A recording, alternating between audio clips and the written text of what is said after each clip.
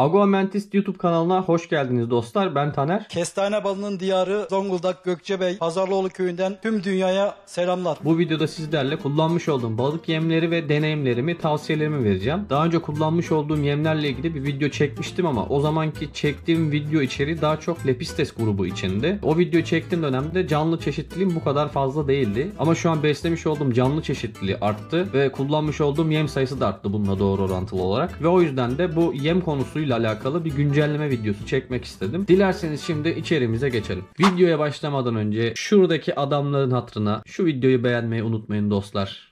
İyi seyirler. Benim listemin başındaki ve en çok memnun kaldığım yem bu arkadaşlar. Rotifish'in kabuksuz artemiyası. Daha önce de söylemiştim ama ne yazık ki bu kabuksuz artemiyanın fiyatı Bitcoin'le yarışıyor yani. Her geçen gün zam geliyor. Ben bunu buldukça 4, 5, 6'lı halde alıyorum. Bunun fiyatı çok değişken. Eğer uygun fiyatlı bir şey bulursam sürekli alıyorum. Bundan çok memnunum. Hem yetişkin hem yavru balıklarımda kullanıyorum. Bu yem hakkında fikir ve tavsiye vermek gerekirse en başta şunu söylemem gerekiyor dostlar. Eğer evde canlı artemiye çıkartmıyorsanız, canlı yeminiz yoksa ya da ben gibi canlı yem çıkartmaya üşeniyorsanız da onun için harici bir vakit kaybım olmasın diyorsanız bu yem elinizde olmak zorunda arkadaşlar. Yetişkin balıklarınızda vermeyebilirsiniz tabii ki ama bir balıktan yavru alıyorsanız şu yem elinizde olmak zorunda arkadaşlar. Ben bu yemden çok memnunum. Şöyle bir kutu yaklaşık olarak bir ay gidiyor. Uzun gittiği dönemler de oldu. Bu tamamen koloninizdeki canlı sayısıyla alakalı. Şu kutu bana minimum bir ay gidiyor. Ben bunu 3 öğün kullanıyorum. Arada yetişkinleri de veriyorum ama yavrulara 3 öğün veriyorum. Benim liste başımdaki yem Rotifish'in kabuksuz artemiyası. Bu yemi canlı artemiye çıkartmakla uğraşmak istemeyen ya da uğraşmayanlara kesinlikle tavsiye ederim. Diğer rutin kullanmış olduğum yem de bu arkadaşlar. Daha önceki videoda ben bunu ayrı ayrı göstermiştim ama bunu karıştırmak durumunda kaldım. Bunun içinde şu an 3 çeşit yem var. Bunun içinde neler var tek tek sayacağım sizlere. Benim balıklarımda protein ağırlıklı kullandığım yem Tetra Pro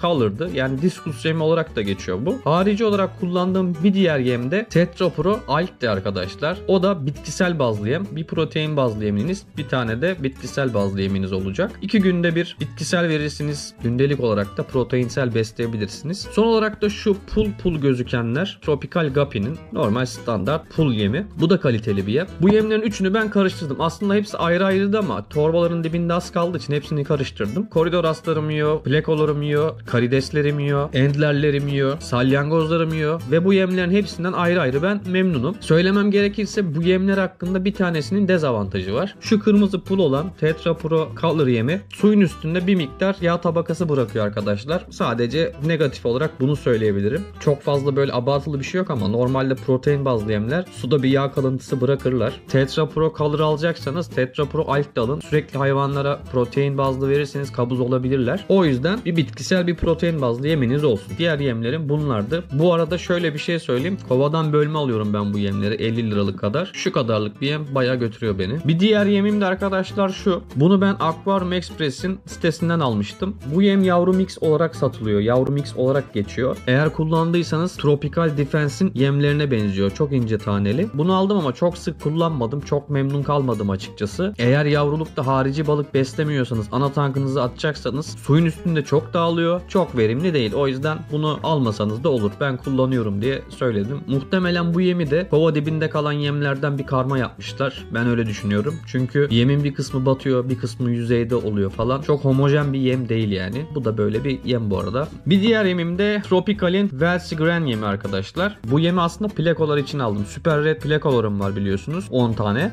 Yemin yapısı da bu.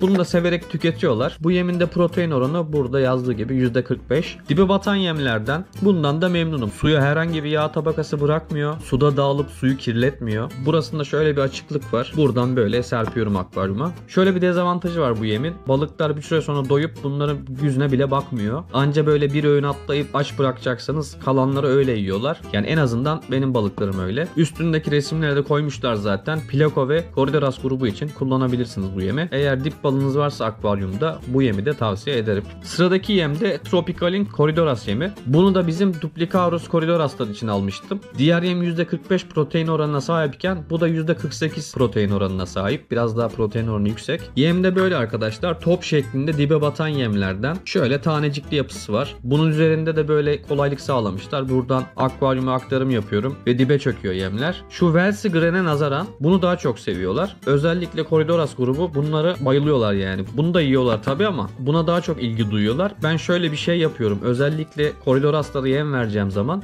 bundan 2 ölçek veriyorsam bundan da yarım ölçek karma atıyorum yani aynı akvaryuma. Ama benim gözlemlerim şu yönde. Özellikle Corydoraslar bu yemi daha çok seviyorlar arkadaşlar. 2 yemi de deneyimledim. Diğerine göre bu daha başarılı Corydoras konusunda. Diğer yemi de Pleco grubu çok seviyor. Bir diğer yemim de Seraplankton tableti. Ben bunu kırklı şekilde almıştım.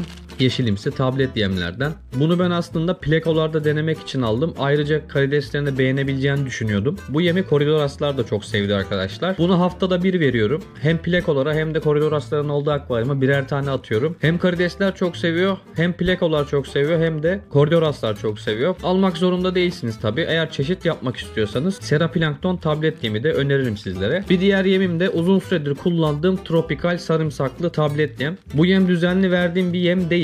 Bazı haftalarda Artemia'ya çok verebiliyorum. Hatta bazen donmuş yem de veriyorum falan. Balıkların sindirim sistemini rahatlatması için bunu 2 haftada bir veriyorum. Bazen ayda bir veriyorum. Balıkları beslediğim döneme göre değişebiliyor. Balıkların sindirim sistemindeki sorunları ya da farklılıkları dışkılarından anlayabiliyorsunuz. Balıkların hasta olmasını beklemenize gerek yok. Sindirim rahatsızlığını anlamanız için. Sarımsaklı yem de elinizde bulunsun. Bu yemi dediğim gibi sürekli kullanmıyorum. O tamamen benim birazcık inisiyatifime kalmış süreç olarak. Bu yemden de memnunum. Bunu da tüm canlılarım tüketiyor. Karides, Corydoras, endler, lepistes, salyangozlar da yiyor. Yani bu yemden de memnunum. Bunu da tavsiye ederim. Bir diğer yem de bu. Rotifish Artemia Mix. Daha önceki videoda söylemiştim. O zamandan beri duruyor. Ben bu yemi ucuz diye almıştım. Aslında Artemialı pul yem gibi bir şey sanıyordum. Çünkü bu yemin içeriğini bilmiyordum. Bu yem arkadaşlar Artemia yumurtası. İçinde de kendi tuzu mevcut. Ben bu paketten 2 sefer Artemia aldım. İçinde bir öğün daha kaldı Artemia'yı çıkartmam için. Yani 3 öğünde benim balıklar bunu gömüyor. Bir daha alır mıyım? Muhtemelen almam. Ama bu da kullandığım bir yem. Yüzdelik olarak söyleyemeyeceğim ama bu Artemia yumurtalarında çıkım oranı bence başarılıydı. Denemek isterseniz alabilirsiniz. Rotifish Artemia Mix. Bu da kullandığım bir diğer yemdi. Tropical Pro Defense Mikro yem. Ben bu yemi yine yavru grubu için almıştım. Corydoras yavruları lepistes yavrularına göre daha küçük oluyor biliyorsunuz. Hani onlar için kullanabilirim belki diye almıştım. Hatta lepistes yavrularında da deneyebilirim diye aldım. Bu yem gerçekten